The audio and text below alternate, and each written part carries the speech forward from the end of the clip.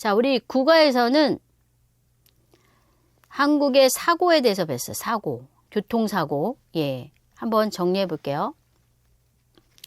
자, 여러분이 우리 문화정보에 보면 이렇게 글씨로 이렇게 단락이 써 있었는데 선생님이 지금 여러분은 시험 공부를 하셔야 되니까 이렇게 정리를 한 거예요. 그러니까 요거 잘 보시고 그 다음에 문제로 또 한번 정리하시고 선생님이 공유하는 문제로 또 풀면 3번을 복습할 수 있게 되세요. 자, 한국에서 가장 많이 발생하는 사고는 어떤 사고? 교통사고. 교통사고는요, 전체 100% 중에 70% 이상이에요. 그리고 화재사고, 등산, 추락, 자전거 사고는 15%, 2% 정도 돼요. 그러면 교통사고가 많이 발생하는데 계속 발생하게 하면 안 되죠. 네, 교통사고가 나지 않게 예방하는 방법에는 뭐가 있죠? 교통법규를 잘 지켜야겠죠. 네, 빨간불일 때는 운전자는 스톱하고 보행자, 걷는 사람은 초록불에 건너가고 이게 교통법규를 잘 지킨다. 그리고 돌발 상황, 갑자기 사고가 나거나 갑자기 그 바퀴 바람이 빠지면 어떡하죠? 그런 것들을 대비해서 운전한다. 그 다음에 가속이나 과속은 뭐예요? 너무 빨리 달리거나 추월, 다른 차 사이에 끼어드는 거, 그리고 막 앞에 가는 차보다 내가 더 빨리 가려고 하는 거, 이런 거 금지라는 거예요. 그게 뭐예요? 과속, 추월, 끼어들기 금지하면 안 된다. 그리고 가장 중요한 거, 우리 책에 보면 교통사고 예방을 위해 가장 중요한 것은 안전거리를 유지하는 습관이다 라고 나와요. 그래서 자동차와 자동차 사이에 일정한 거리를 유지하면 교통사고를 예방할 수 있다. 자, 그럼 최근에 발생하는 교통사고 중에 교통사고가 일어나는 이유는 뭐냐면 스마트폰 때문에 많이 일어나요. 그래서 운전 중에 스마트폰을 사용하면 위험하죠. 근데 보행자, 걷는 사람들도 휴대전화를 보면서 걸으면 위험해요. 여기 사진에 보시는 것처럼. 그래서 운전 중에 사용하는 것도 위험하다. 그리고 보행자들이 휴대전화를 보면서 걷는 것도 위험하다. 그 다음 10가에서는 속담을 배웠어요. 속담. 근데 속담 중에 말과 관련된 속담. 자, 속담은 말이 씨가 된다. 가는 말이 고야 오는 말이 곱다. 이래서 문장이 되게 간단하죠. 그런데 속담이란 이런 간결하게 표현하면서도 우리에게 교훈을 준다 그랬어요. 그래서 이 속담에는 무엇이 담겨 있느냐? 한국인의 사고 방식과 행동 양식이 들어있다. 이 부분을 좀 여러분이 외우시면 좋겠어요. 한국인의 사고 방식과 행동 양식. 예. 자, 그러면 속담 중에 말과 관계된 속담이 많은데 이유는 뭐냐? 한국인들은 전통적으로 말의 가치를 중요하게 여겼어요. 말을 잘해야 된다. 자, 그래서 3가지가 있어요. 말을 중요하게 중시하는 속담, 그리고 말을 조심해서 해라는 속담, 또 말을 가려서는 뭐예요? 이 말을 해도 되나 아니면 하지 않아야 되냐, 이렇게 가려서 하는 속담 3가지로 나누어서 우리 책에 나와 있습니다. 그래서 말을 중시하는 속담은 뭐죠? 가는 말이 고와야 오는 말이 곱다. 말 한마디에 천냥빚도 갚는다. 말이 씨가 된다. 그리고 말 조심하세요. 이거는 발 없는 말이 천리 간다. 자, 우리 달리는 말이 있죠. 달리는 말은 막 달려서 멀리 가는데 우리가 입에서 나오는 말은 발이 없어요. 발이 없는데 내가 하는 말이 천리, 아주 먼 데까지 내가 한 말이 퍼진다. 이런 뜻이에요. 호랑이도 제 말하며 온다. 낱말은 새가 듣고 반말은 쥐가 듣는다. 그래서 내가 하는 말을 누군가는 다 듣고 있으니 말 조심해라. 이런 뜻이고요. 말을 가려서 하라는 속담은 입은 삐뚤어져도 말은 바로 해라. 같은 말이라도 다르고 다르다. 자, 문제로 정리해 볼게요. 사고와 예방에 대한 설명으로 맞지 않는 것은 자, 한국에서는 대체로 매년 30만 건의 사고가 발생한다. 자, 이렇게 읽었는데 이거 뭐야? 맞아 틀려? 잘 모르겠으면 4번까지 일단 다 읽어보세요. 그럼 여러분이 외운 것 중에 틀린 게 반드시 나옵니다. 교통사고는 전체 사고의 70% 이상을 차지한다. 그럼 70% 교통사고. 맞는 것 같아요.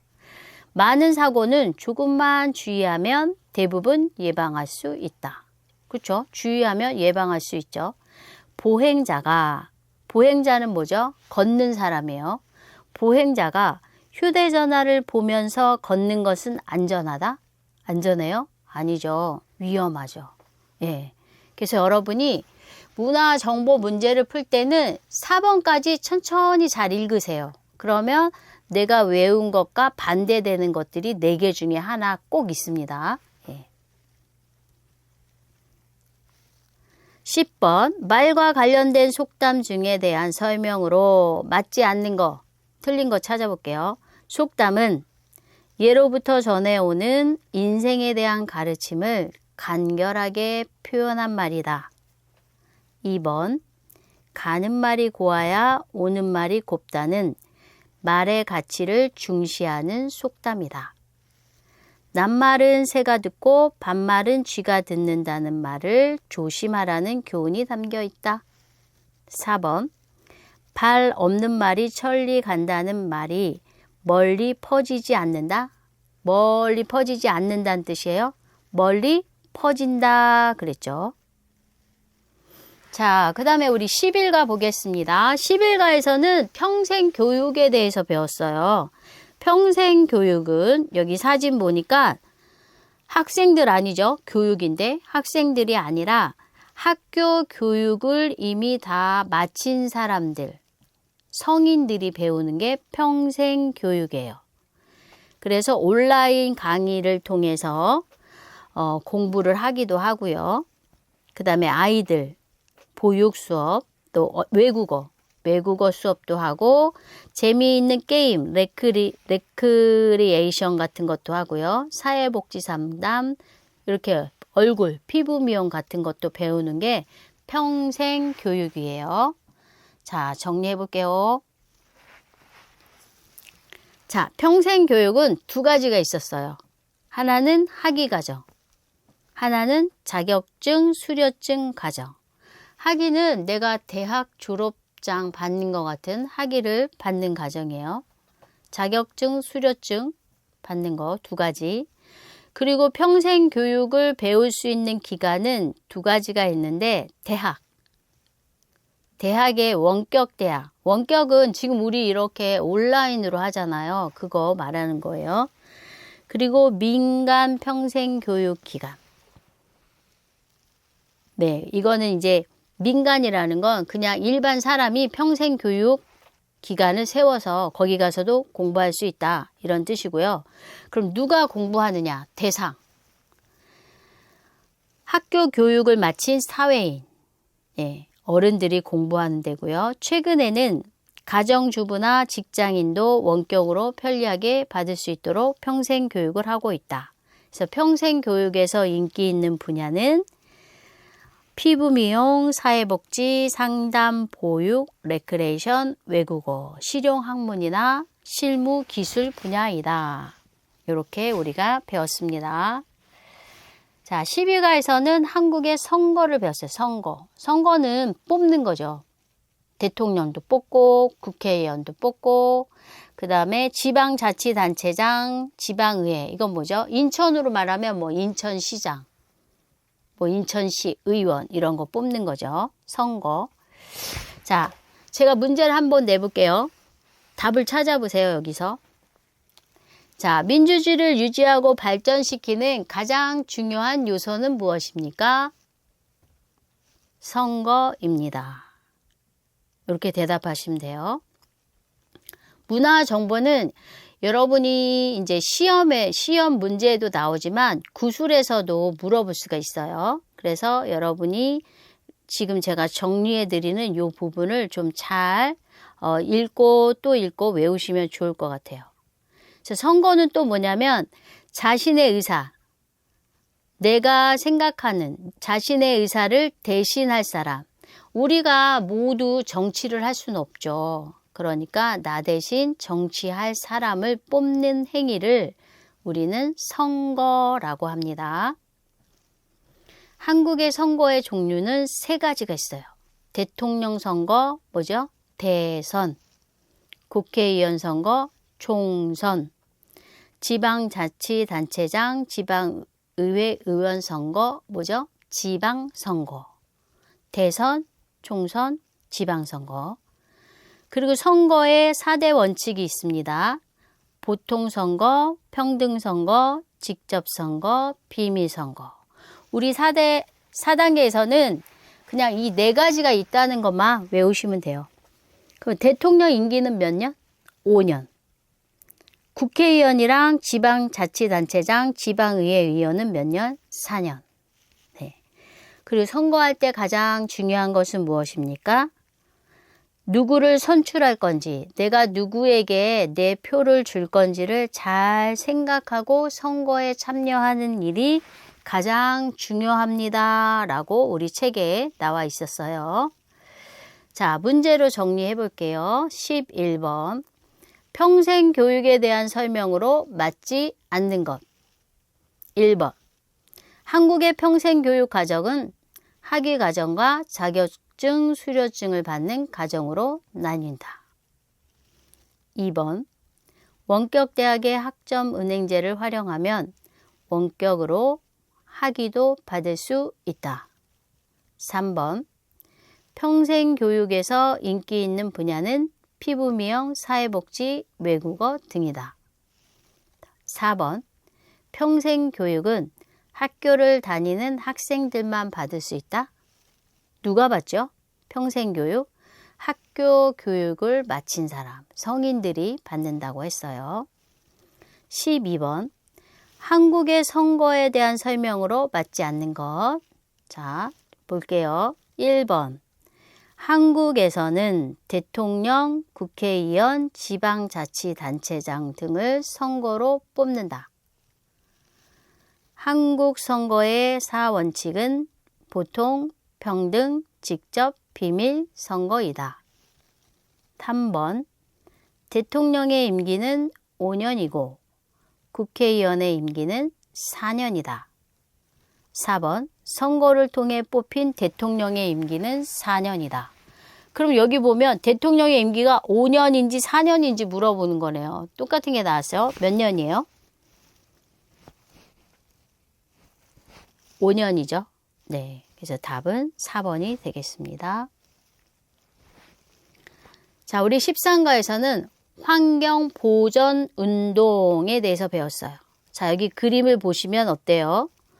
환경이 너무 깨끗하죠.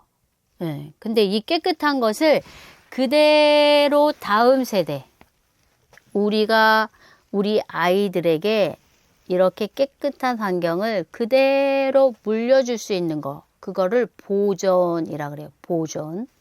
보전운동.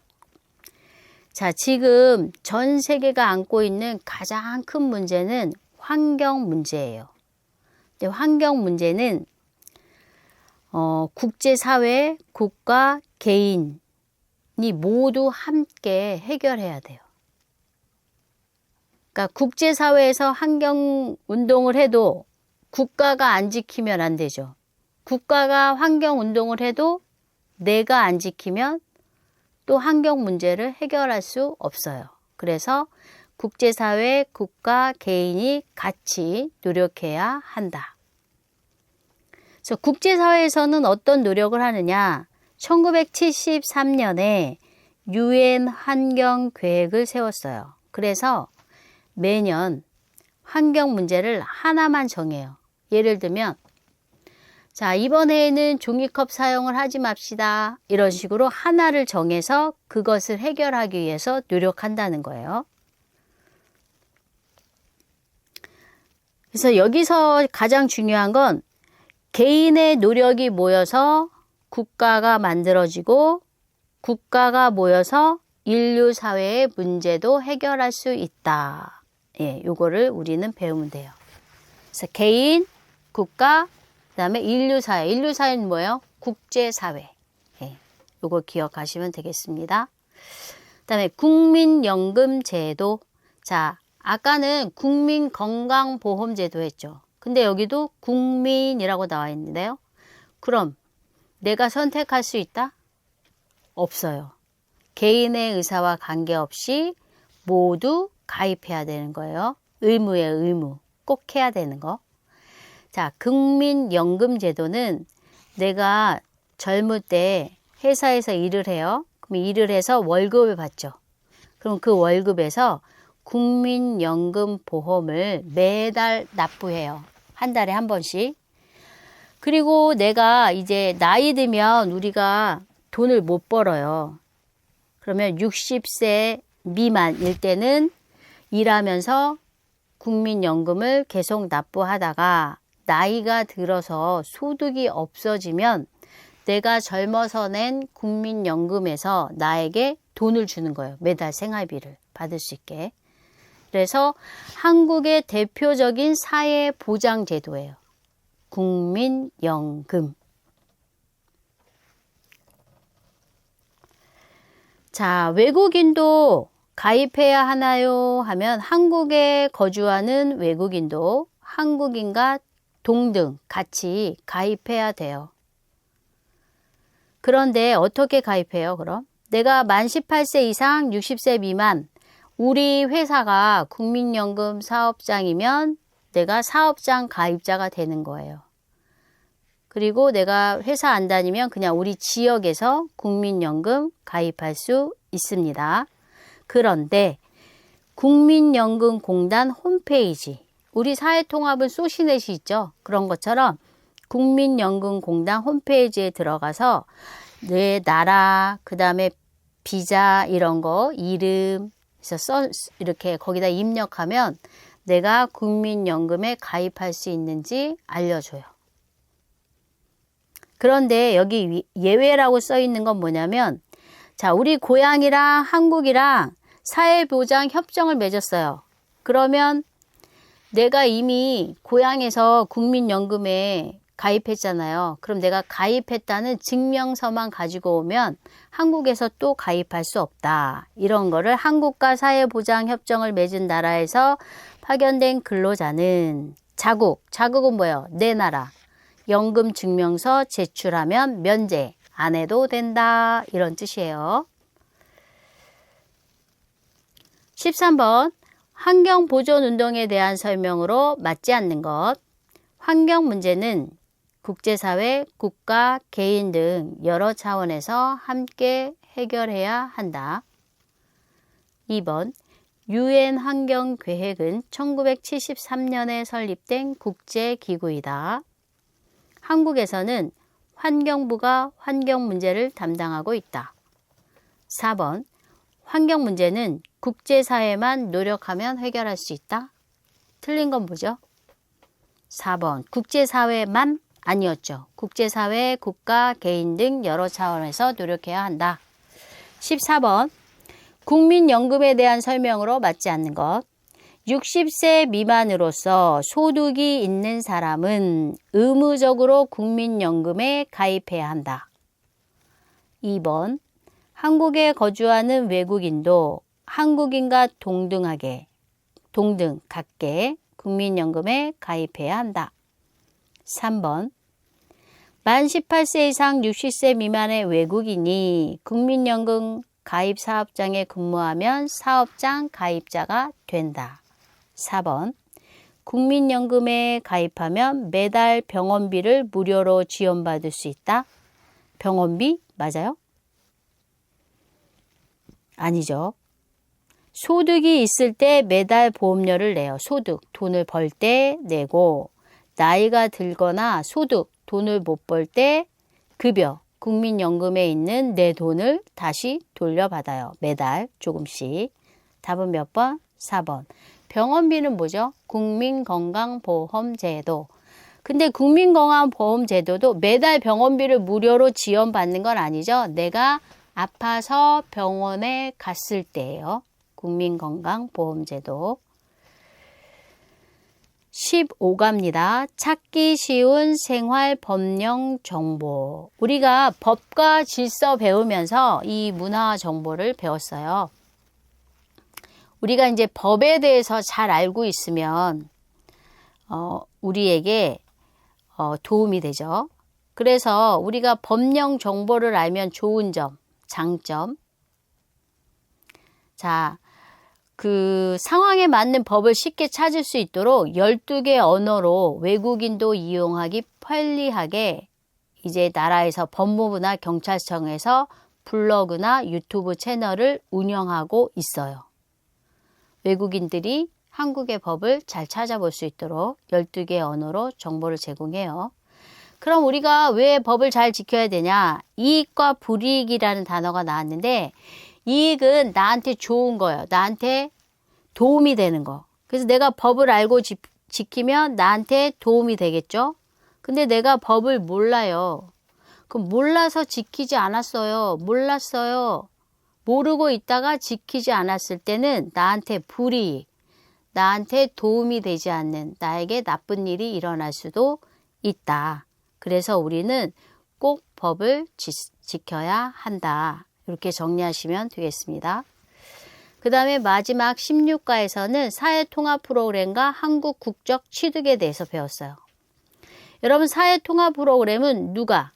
이민자들이 한국어와 한국 문화에 대한 교육을 받을 수 있도록 하는 프로그램이고 0단계부터 5단계까지 있죠. 그래서 마지막 귀화형 종합평가 합격을 하면 한국 국적을 취득할 수 있습니다. 그 다음에 필요한 서류는 여러 가지가 있어요. 뭐 귀화 허가 신청서, 여권, 범죄 경력 증명서, 가족관계 증명서, 주민등록 등본, 또 본국 신분증 여러 가지 서류가 필요합니다. 자, 우리 귀화 심사 절차는 3가지가 있어요. 일단 우리가 귀화 심사를 받고 싶으면 출입국 관리사무소에 직접 방문해야 돼요. 내가 살고 있는 지역, 인천에 살고 있으면 인천 출입국 외국인청에 직접 방문해서 신청해야 되고요. 심사는 서류를 내면 서류 심사하고 그 다음에 면접, 인터뷰하고 실태, 이 사람이 진짜 한국에서 살고 있는지 실태 조사 합니다. 그래서 이 조사가 다 끝나면 귀화 허가 통지서라는 게 나한테 와요. 그리고 기본 증명서를 발급하고 시청, 구청, 주민센터에 제출을 해야 합니다. 자, 여기서 중요한 게 하나 더 있는데 귀화 허가를 받았어요. 그러면 1년 이내에 본국, 고향의 국적 포기를 해야 돼요. 그래야지 주민등록증을 발급받을 수 있습니다. 몇 년? 1년 안에. 자, 문제로 정리해 볼게요. 찾기 쉬운 생활법령 정보에 대한 설명으로 맞지 않는 것은 정부는 국민들이 법을 쉽게 찾을 수 있도록 홈페이지와 앱을 제공한다. 2번, 생활법령 정보는 12개의 언어로도 제공된다. 3번, 법무부나 경찰청의 블로그, 유튜브를 통해 법을 쉽게 이해할 수 있다. 4번, 법을 모르더라도 불이익을 받지 않으니 몰라도 된다. 몇 번이죠? 네, 4번이죠. 법을 모르고 지키지 않으면 불이익을 받습니다. 그래서 우리가 법을 알고 지켜야 합니다. 16번, 사회통합 프로그램과 한국 국적 취득에 대한 설명으로 맞지 않는 것은 1번, 사회통합 프로그램은 0단계부터 5단계까지 있다. 2번, 귀화형 종합시험에 합격하면 한국 국적을 취득할 수 있다. 3번, 귀화허가 신청은 주소지의 출입국 관리사무소에 직접 가서 해야 한다. 4번, 귀화허가일로부터 3년 이내에 본국 국적을 포기하면 주민등록증을 받을 수 있다. 3년? 3년 아니라 몇 년이었죠? 1년. 1년 안에 본국 국적을 포기해야 주민등록증을 발급받을 수 있습니다.